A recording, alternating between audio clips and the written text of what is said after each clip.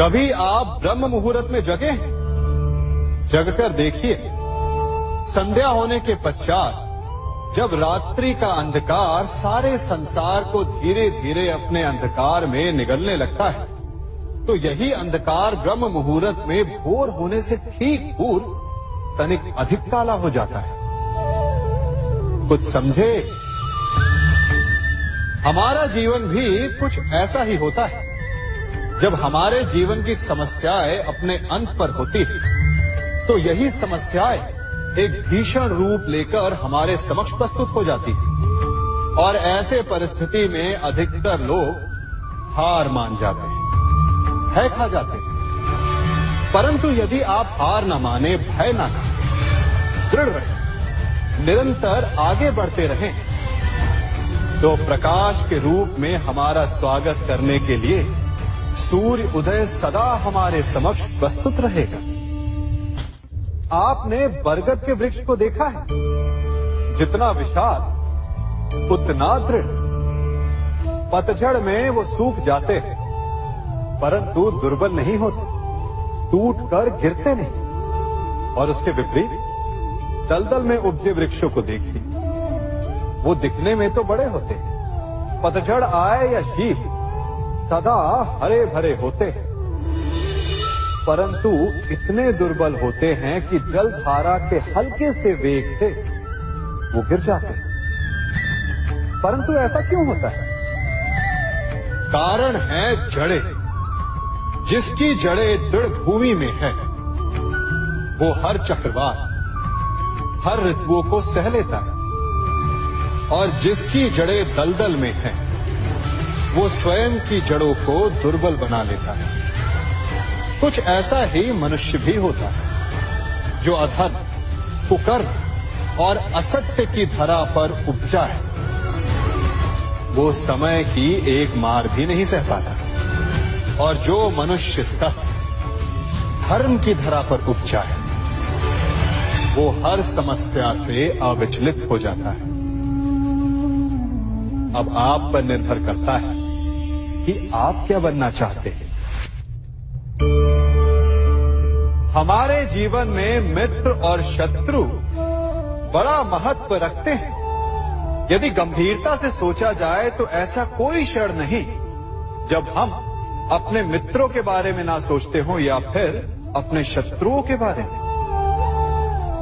हमारा हर कार्य या तो हमारे मित्रों के हित के लिए होता है या फिर हमारे शत्रुओं के अहित के लिए। हम हर स्थान या तो अपने मित्रों के साथ होते हैं या फिर अपने शत्रुओं के साथ। कोई नहीं चाहता कि उनका शत्रु प्रसन्न रहे। हर कोई अपने शत्रु को नष्ट कर देना चाहता है, और ऐसा करने के लिए वो हर संभव प्रयास करता है। उसे आर्थिक, मानसिक और शारीरिक हानि पहुंचाने का प्रयास करता है। परंतु यदि मैं आज आपको ऐसा मंत्र सिखाऊं जिससे आप अपने शत्रु को सदा के लिए नष्ट कर देते हो, और वो मंत्र है मित्र बनाना। अपने सभी शत्रुओं को अपना मित्र बना लीजिए और आपके सारे शत्रु स्वतः ही समाप्त हो जाएंगे। मैं क्या कर रहा हूं?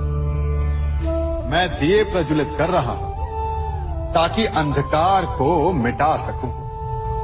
अब आप कहेंगे कि इसमें कौन सी बड़ी बात है ना? परंतु इसमें महत्वपूर्ण बात समझने के लिए यह है कि मैं क्या नहीं कर रहा हूं, और मैं अंधकार नहीं कर रहा हूं। क्योंकि अंधकार को मिटाने के लिए प्रकाश का अस्त्र तो उठाना ही पड़ता है। बुराई को बुराई से नहीं, अच्छाई से जीता जाता है।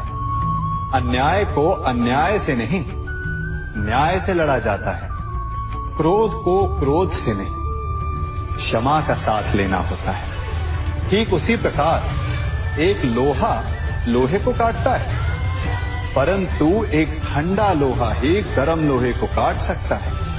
इसलिए यदि आपको अपने जीवन में विजयी होना है, तो अपने शस्त्रों को, अपने अस्त्रों को सोच समझ कर उठाइए, क्योंकि एक अनुचित सोच परिणाम पर भारी प्रभाव डाल सकती है। आप सब सोच रहे होंगे कि ये क्या मैं करने लगा। मैं इस पौधे को जड़ से उखाड़ रहा हूं। आश्चर्य हो रहा है ना कि एक पौधे को उखाड़ना या काटना ना केवल एक अपराध है अपितु पाप भी है। तो फिर मुझे ऐसा करने की क्या आवश्यकता पड़ गई? क्योंकि कई बार विनाश ही सृजन तक पहुंचाता है। यदि नया भवन बनाना हो तो पुराने भवन को गिराना पड़ता है। व्यवस्था को परिवर्तित करने के लिए क्रांति लानी पड़ती है। और उसी प्रकार यदि किसी वृक्ष या किसी पौधे की जड़ों में घुन लग जाए या उसका मूल सड़ जाए तो उसे जड़ से उखाड़ देना ही श्रेयस्कर होता है, ताकि उस स्थल पर नए पौधे उपज सके। युद्ध करना पर्याय नहीं, परंतु कभी कभी शांति के लिए युद्ध करना आवश्यक हो जाता है। संसार में सबसे श्रेष्ठ क्या है? फूल या कांटे, प्रेम या घृणा, संपन्नता या दरिद्रता, मित्र या शत्रु? बताइए।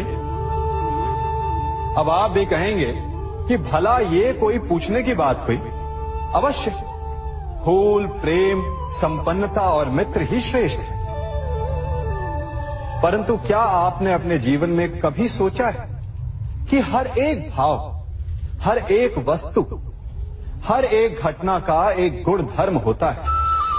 त्वचा पर जलन करने वाले फूलों से अधिक श्रेष्ठ वो कांटे हैं जिनसे आप अपने घर की बाढ़ बनाते हैं ताकि वन्य पशु आपके भीतर ना आ सके।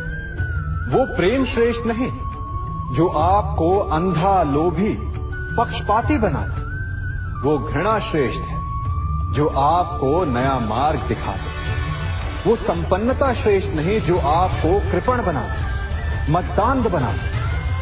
वो दरिद्रता श्रेष्ठ है जो आपको जीवन में परिश्रम करने की शिक्षा दे। कुविचार देने वाले, बुरा मार्ग दिखाने वाले मित्रों से अधिक श्रेष्ठ वो शत्रु होते हैं जो हमें जीवन का लक्ष्य देते। इसलिए अपने जीवन में हर वस्तु, हर भाव, हर घटना के गुण धर्म को पहचानिए और उसके पश्चात अपना चयन कीजिए। स्वर्ण। हम सभी को अपने जीवन में स्वर्ण से कभी ना कभी कुछ ना कुछ थोड़ा या अधिक मोह होता ही है ना? परंतु क्या आपने कभी सोचा कि स्वर्ण को प्राप्त कैसे किया जाता है? जब भूमिगत खदानों से स्वर्ण को निकाला जाता है तब वो एक पाषाण की भांति होता है।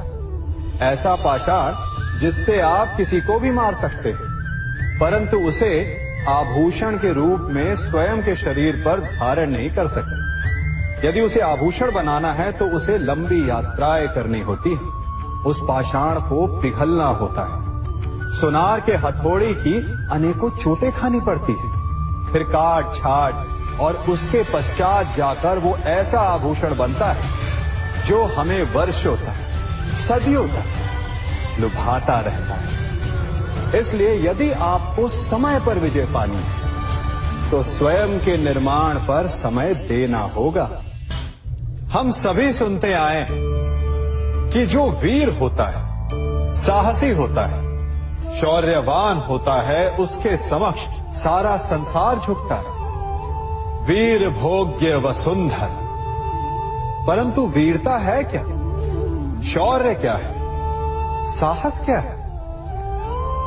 साहस युद्ध नहीं, वीरता विजय नहीं, शौर्य कभी ना गिरना नहीं। साहस किसी चुनौती के समक्ष खड़े होने का भाव है, तो वीरता उस चुनौती को उत्तर देने के लिए पूर्ण परिश्रम लगा देना है। और शौर्य का अर्थ है गिरकर फिर से उठने का साहस रखना, बार बार प्रहार करके वीरता दिखाना, निरंतर प्रयास करते रहना, निरंतर परिश्रम करते रहना। इसलिए विजयी होने से अधिक महत्वपूर्ण है शौर्यवान होना, क्योंकि जो शौर्यवान है उसे विजय मिलना निश्चित है।